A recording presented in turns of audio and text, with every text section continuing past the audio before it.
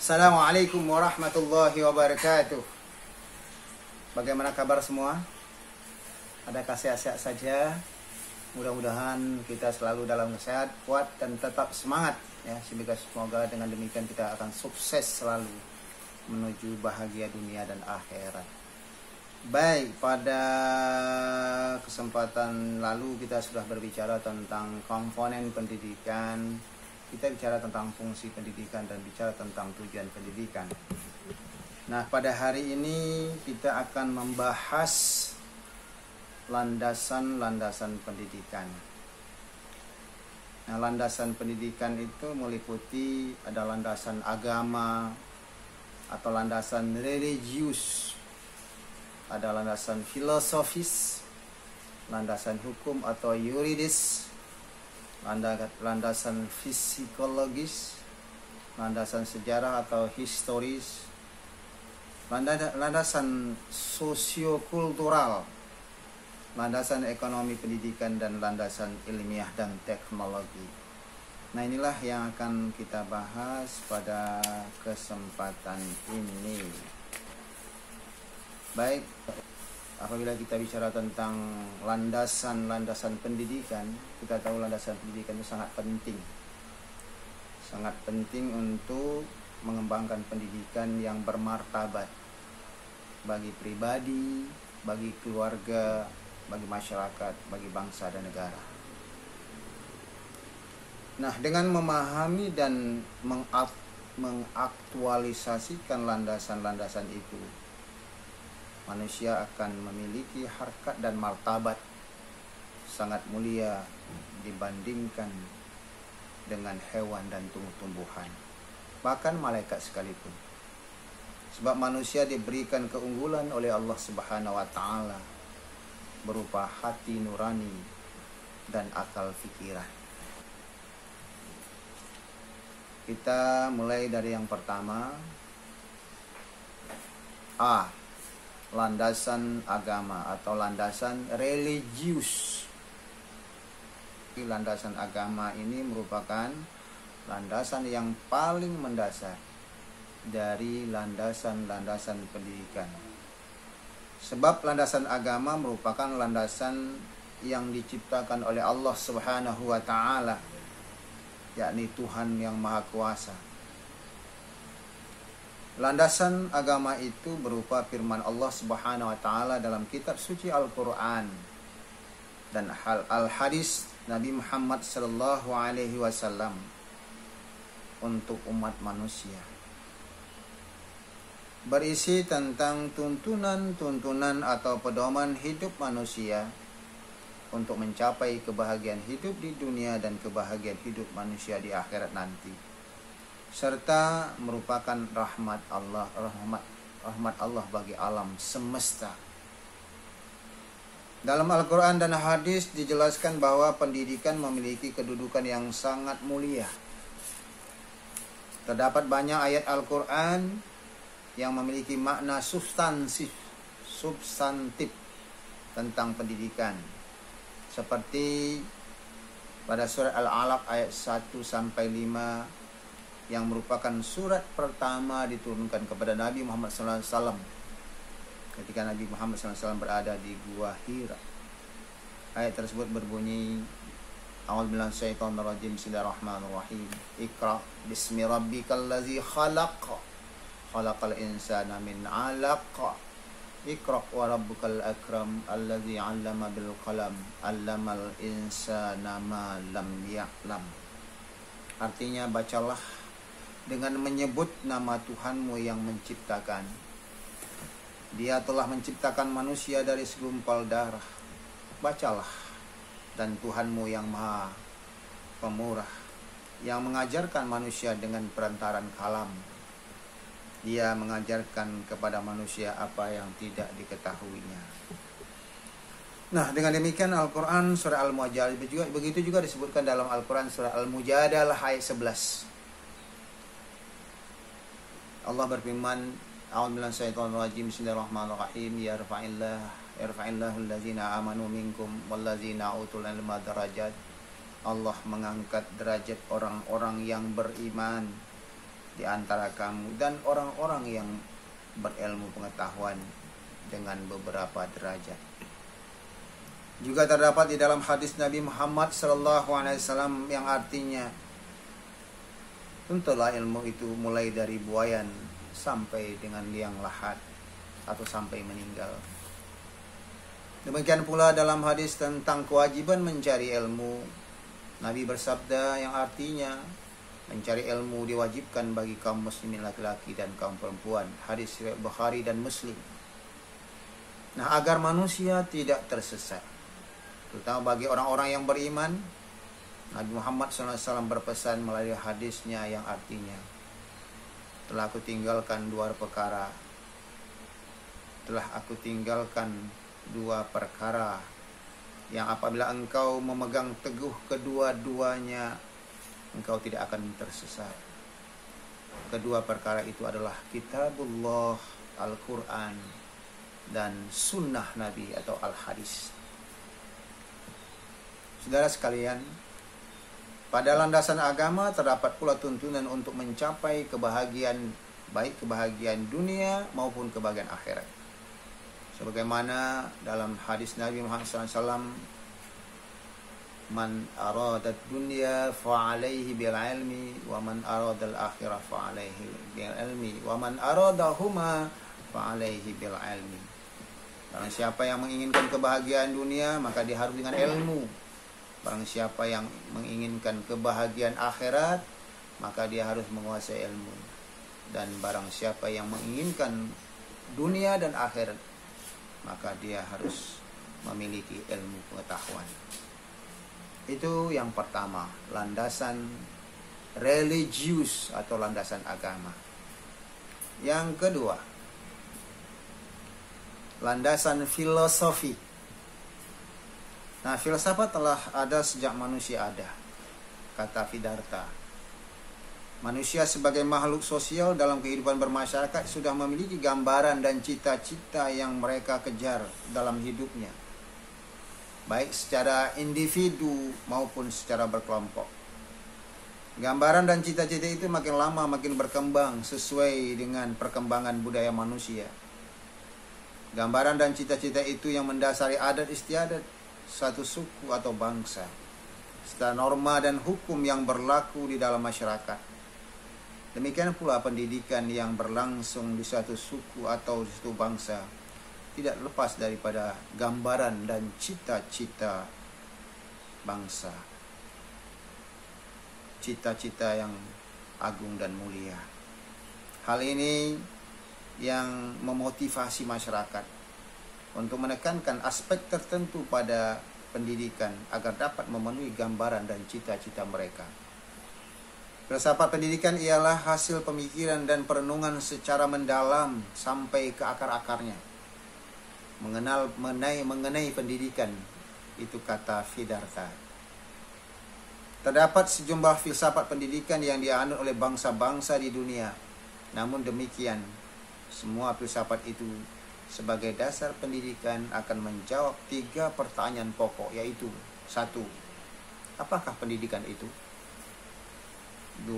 Apakah yang hendak dicapai oleh pendidikan itu? Yang ketiga, bagaimana cara terbaik merealisasikan tujuan-tujuan pendidikan itu? Adapun masing-masing pertanyaan ini dapat dirinci sebagai berikut. Pertanyaan-pertanyaan berikut berhubungan dengan hakikat pendidikan. Bagaimanakah sifat pendidikan itu? Apakah pendidikan itu merupakan sosialisasi? Apakah pendidikan itu sebagai pengembangan individu? Bagaimana mendefinisikan pendidikan itu? Apakah pendidikan itu berperan penting dalam membina perkembangan anak? Apakah pendidikan itu mengisi perkembangan atau mengarahkan perkembangan siswa? Apakah perlu membedakan pendidikan teori dengan pendidikan praktek? Dan pertanyaan ini berhubungan dengan apa yang hendak dicapai. Pertanyaan yang berhubungan dengan apa yang dicapai oleh pendidikan adalah: pertama, apakah peserta didik diperbolehkan berkembang bebas? Apakah perkembangan peserta didik itu diarahkan ke nilai tertentu bagaimanakah sifat manusia itu? Dapatkah manusia itu diperbaiki? Apakah setiap manusia itu sama atau unik? Apakah ilmu dan teknologi satu-satunya kebenaran utama dalam era globalisasi ini? Apakah tidak ada kebenaran lain yang dapat dianut pada perkembangan manusia? Kemudian berikutnya pertanyaan yang berkaitan dengan cara terbaik merealisasikan tujuan pendidikan itu. Apakah pendidikan harus berpusat pada mata pelajaran atau pada peserta didik? Apakah kurikulum ditentukan lebih dahulu atau berupa pilihan bebas? Ataukah peserta didik menentukan kurikulumnya sendiri? Apakah lembaga pendidikan permanen atau bersifat tentatif? Apakah proses pendidikan berbaur pada masyarakat yang sedang berubah cepat? Inilah pertanyaan-pertanyaan filosofis yang berkaitan dengan pendidikan yang mesti kita jawab. Yang ketiga, landasan hukum atau landasan yuridis. Tiap-tiap negara memiliki peraturan perundang-undangan sendiri-sendiri. Semua tindakan yang dilakukan di negara itu didasarkan pada perundangan-perundangan tersebut. Apabila terdapat satu tindakan yang bertentangan dengan perundangan itu, dikatakan tindakan itu melanggar hukum. Negara Republik Indonesia mempunyai berbagai peraturan perundangan yang bertingkat, mulai dari Undang-Undang Dasar 1945, Undang-Undang, peraturan pemerintah, ketetapan sampai dengan surat keputusan. Semuanya mengandung hukum yang patut ditaati. Landasan dalam hukum berarti melandasi atau mendasari atau titik tolak landasan. Landasan hukum seorang guru boleh mengajar misalnya adalah adanya surat keputusan tentang pengangkatannya sebagai guru. Hal yang melandasi atau mendasari guru menjadi guru adalah surat keputusan itu beserta hak-haknya. Pendidikan menurut Undang-Undang Dasar 1945, yaitu terdapat pada pasal 31 ayat 1 yang berbunyi, tiap-tiap warga negara berhak mendapatkan pengajaran. Ayat 2 menyatakan bahwa pemerintah mengusahakan dan menyelenggarakan satu sistem pengajaran nasional yang diatur dengan undang-undang. Undang-Undang nomor 20 tahun 2003 tentang sistem pendidikan nasional. Peraturan pemerintah nomor 19 tahun 2005 tentang standar nasional. Semuanya itu mengatur pendidikan yang ada di Indonesia. Yang keempat, landasan psikologis. Psikologi merupakan ilmu jiwa, ilmu yang mempelajari tentang jiwa manusia. Jiwa atau fisikis dapat dikatakan inti dan kendali kehidupan manusia yang selalu berada dan melekat pada manusia itu sendiri. Jiwa manusia berkembang sejajar dengan pertumbuhan jasmani. Jiwa balita baru berkembang sedikit sekali sejajar dengan sejajar dengan tubuhnya yang juga masih berkemampuan sederhana sekali. Makin besar anak itu makin berkembang makin berkembang pula jiwanya. Dengan melalui tahap-tahap tertentu, akhirnya anak itu mencapai kedewasaan, baik dari segi kejiwaan atau fisikis maupun dari segi jasmani. Berdasarkan uraian di atas dapat dipahami bahwa landasan psikologis pendidikan harus mempertimbangkan aspek-aspek psikologis anak atau peserta didik.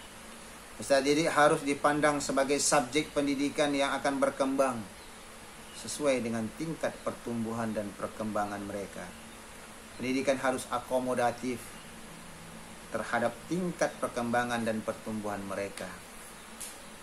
Yang kelima, landasan sejarah atau landasan historis. Sejarah adalah keadaan masa lampau dengan segala macam kejadian atau kegiatan yang dapat didasari oleh konsep-konsep tertentu. Sejarah mencakup segala kejadian dalam alam ini, termasuk hal-hal yang dikembangkan oleh budidaya manusia.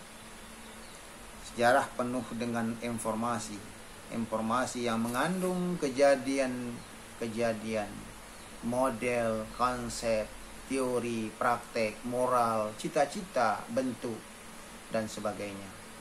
Informasi yang lampau ini, terutama yang bersifat kebudayaan, pada umumnya bersifat konsep, praktek, dan hasil yang diperoleh. Sejarah tentang Masjid Ampel Surabaya misalnya mengandung konsep tentang cara membuat masjid itu serta tujuan yang ingin dicapai, proses pembuatannya, dan hasil yang diperoleh yang bisa dinikmati sampai saat ini.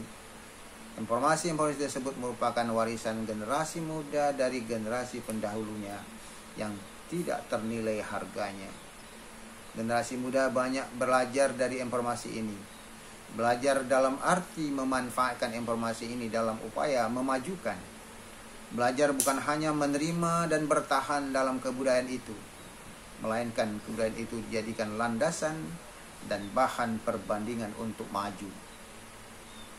Setiap bidang kegiatan yang dikejar oleh manusia untuk maju pada umumnya dikaitkan dengan bagaimana keadaan bidang itu pada masa yang lampau. Apakah bidang itu dahulu sudah baik atau maju? Apakah bidang itu sudah lama dilakukan tetapi hasilnya belum memuaskan? Bagaimana konsep dan prakteknya? Jawaban dari pertanyaan-pertanyaan tersebut memberikan dasar orang bersangkutan untuk bertindak lebih lanjut dalam bidang itu. Demikian juga dalam bidang pendidikan. Para ahli pendidikan sebelum menangani bidang ini, lebih dahulu mereka memeriksa sejarah tentang pendidikan, baik yang bersifat nasional maupun yang bersifat internasional. Yang berikutnya, yang keenam, landasan sosio-budaya. Bicara sosial budaya merupakan bagian hidup dari manusia yang paling dekat dengan kehidupan sehari-hari. Setiap kegiatan manusia hampir tidak pernah lepas dari unsur sosial budaya. Sebab sebagian terbesar dari kegiatan manusia dilakukan secara berkelompok. Kegiatan di rumah, di kantor, di perusahaan, di perkebunan, di bengkel, dan sebagainya, hampir semuanya dilakukan oleh lebih dari seorang. Ini berarti unsur sosial ada pada kegiatan itu. Selanjutnya tentang apa yang dilakukan dan cara mengadakannya, serta bentuk yang diinginkan adalah merupakan unsur dari suatu budaya. Membenahi kebun di rumah misalnya dilakukan bertujuan agar kebun itu bersih dan indah. Ini merupakan satu budaya, alat untuk mengajarkan dan cara mengerjakan dengan baik juga merupakan satu budaya. Sosial mengacu kepada hubungan antar individu, antar masyarakat, dan individu dengan masyarakat. Unsur sosial ini merupakan aspek individu secara alami. Artinya, aspek itu telah ada sejak manusia dilahirkan. Karena itu aspek sosial melekat pada individu-individu yang perlu dikembangkan dalam perjalanan hidup peserta didik agar menjadi matang. Di samping tugas pendidikan mengembangkan aspek sosial, aspek itu sendiri sangat berperan dalam membantu anak dalam upaya mengembangkan dirinya. Maka segi-segi sosial ini perlu diperhatikan dalam proses pendidikan. Bagaimana dengan aspek budaya? Sama halnya dengan aspek sosial. Aspek budaya ini pun sangat berperan dalam proses pendidikan. Dapat dikatakan tidak ada pendidikan yang tidak dimasuki unsur budaya. Materi yang dipelajari anak-anak adalah budaya. Cara belajar mereka adalah budaya. Begitu pula kegiatan-kegiatan mereka juga budaya. Dengan demikian budaya tidak pernah lepas dari proses pendidikan itu sendiri. Bahasan landasan sosial budaya dalam pendidikan diuraikan secara berturut-turut. Satu, sosiologi dan pendidikan. Yang kedua, kebudayaan dan pendidikan. Yang ketiga, masyarakat dan sekolah. Yang keempat, masyarakat Indonesia dan pendidikan. Yang kelima, dampak konsep pendidikan. Yang ketujuh, landasan sosiologi. Ada sejumlah definisi tentang sosiologi. Namun walaupun berbeda-beda bentuk kalimatnya, semuanya memiliki makna yang mirip. Misalnya Pedarta tahun 2001 mengatakan sosiologi adalah ilmu yang mempelajari hubungan antara manusia dalam kelompok-kelompok dan struktur sosialnya. Jadi sosiologi merupakan ilmu yang mempelajari bagaimana manusia itu berhubungan satu dengan yang lain dalam kelompoknya, dan bagaimana susunan unit-unit masyarakat atau sosial di suatu wilayah, serta kaitannya dengan kaitan satu orang dengan yang lainnya. Kemudian sosiologi mempunyai ciri-ciri sebagai berikut. Pertama, empiris merupakan ide utama sosiologi sebagai ilmu. Sosiologi bersumber dan diciptakan dari kenyataan yang terjadi di masyarakat. Yang kedua, teoritis merupakan peningkatan fase penciptaan tadi yang menjadi salah satu bentuk budaya yang bisa disimpan dalam waktu yang lama dan dapat diwariskan kepada generasi berikutnya. Yang ketiga, kumulatif sebagai akibat dari penciptaan terus-menerus, sebagai konsekuensi dari terjadinya perubahan masyarakat, yang membuat teori-teori itu akan berkomunikasi mengarah kepada teori yang lebih baik. Yang keempat, non-etis, karena teori itu menceritakan apa adanya tentang masyarakat beserta individu-individu di dalamnya, tidak menilai apakah hal itu baik atau buruk. Nah, sejalan dengan lahirnya pemikiran tentang pendidikan kemasyarakatan, pada abad ke-20 sosiologi memegang peranan penting dalam dunia pendidikan. Pendidikan yang diinginkan oleh aliran kemasyarakatan ini ialah proses pendidikan yang bisa mempertahankan dan meningkatkan keselarasan hidup dalam pergaulan manusia. Perwujudan cita-cita pendidikan sangat membutuhkan bantuan sosiologi. Konsep atau teori sosiologi memberi petunjuk kepada guru-guru tentang bagaimana seharusnya mereka membina para siswa agar mereka bisa memiliki kebiasaan hidup yang harmonis, bisa bersahabat dan akrab sesama teman. Para guru dan pendidik lainnya akan menerapkan konsep sosiologi di lembaga pendidikan masing-masing. Salah satu bagian sosiologi yang dapat dipandang sebagai sosiologi khusus adalah sosiologi pendidikan. Sosiologi pendidikan ini membahas sosiologi yang terdapat dalam pendidikan. Sosiologi dan sosiologi pendidikan saling berkait. Mari kita lihat bagaimana bagian-bagian sosiologi memberikan bantuan kepada pendidikan dalam wujud sosiologi pendidikan. Pertama-tama adalah tentang konsep proses sosial, yaitu satu bentuk hubungan antar individu atau antar kelompok atau individu dengan kelompok yang menimbulkan bentuk hubungan tertentu. Nah, proses sosial menjadikan seseorang atau kelompok yang belum tersosialisasi atau masih rendah tingkat sosialnya menjadi tersosialisasi atau sosialisasinya semakin meningkat. Mereka semakin kenal, semakin akrab, lebih mudah bergaul, lebih percaya pada pihak lain, dan sebagainya. Landasan yang ke-9 adalah landasan ekonomi. Nah, pada zaman modern atau globalisasi sekarang ini, yang sebagian besar manusianya cenderung mengutamakan kesejahteraan materi dibandingkan dengan kesejahteraan rohani, membuat ekonomi mendapat perhatian yang sangat besar. Tidak banyak orang mementingkan peningkatan spiritual. Sebagian terbesar mereka ingin hidup enak dalam arti jasmaniah. Kecenderungan tersebut sangat dipengaruhi oleh perkembangan budaya, terutama dalam bidang teknologi, kesenian, dan pariwisata.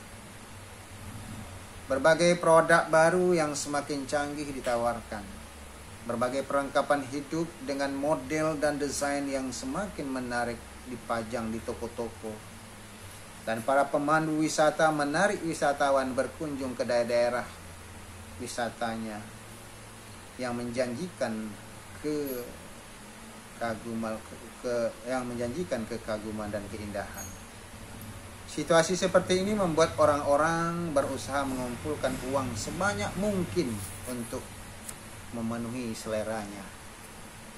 Di samping penuhan selera tersebut, manusia pada umumnya tidak bisa bebas dari kebutuhan akan ekonomi. Sebab kebutuhan dasar manusia membutuhkan ekonomi. Ini berarti orang tidak mampu pun memerlukan uang untuk mengisikan perutnya dan sekadar berteduh di waktu malam.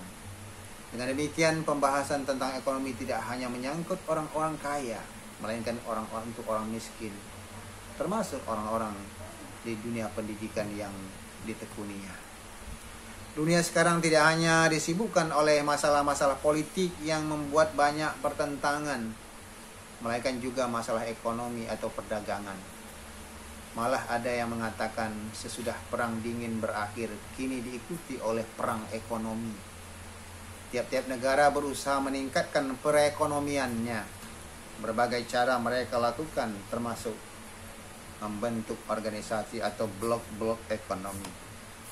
Bidang ekonomi memunculkan berbagai usaha baru, pabrik-pabrik baru, industri-industri baru, badan-badan perdagangan baru, dan badan-badan jasa baru pula.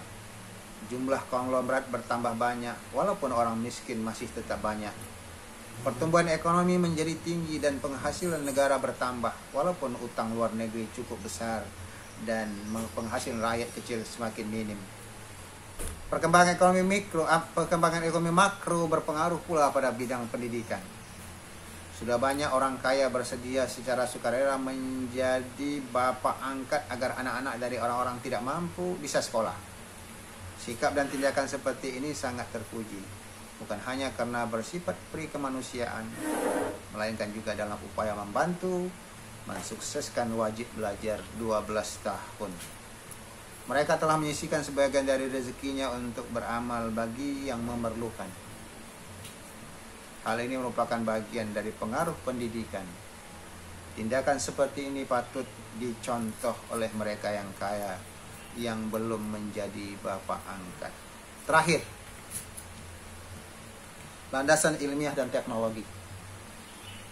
Tirta Raharja menyatakan bahwa pendidikan serta ilmu pengetahuan dan teknologi memiliki kaitan yang sangat erat. Iptek menjadi bagian utama dalam isi pembelajaran.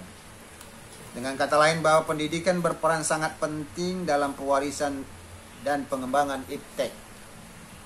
Iptek merupakan salah satu hasil dari usaha manusia untuk mencapai kehidupan yang lebih baik. Pada sisi lain, pada setiap perkembangan iptek harus sering diakomodasi oleh pendidikan, yakni dengan segera memasukkan hasil pengembangan iptek itu ke dalam bahan ajar.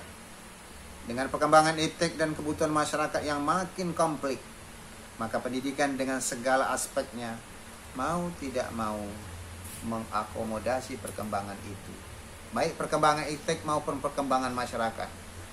Konsekuensi perkembangan pendidikan itu menyebabkan penataan kelembagaan, pemantapan struktur organisasi dan mekanisme kerja, serta pemantapan pengelolaan dan lain sebagainya harus dilakukan dengan memanfaatkan iptek itu. Karena kebutuhan pendidikan yang sangat mendesak, maka banyak teknologi dari berbagai bidang ilmu segera diadopsi ke dalam penyelenggaraan pendidikan, dan atau kemajuan itu segera dimanfaatkan oleh penyelenggaraan pendidikan. Ya, demikian landasan-landasan pendidikan yang kita perbincangkan pada hari ini. Mudah-mudahan Anda dapat memahami, Anda dapat mempelajari, mengulangi, menelaah, kemudian membuat resume, agar ini menjadi pengetahuan bagi Anda ketika Anda menjawab ujian, ketika Anda mempraktikkan ilmu dalam kehidupan nyata nanti di tengah-tengah masyarakat. Demikian, makasih atas perhatiannya. Assalamualaikum warahmatullahi wabarakatuh.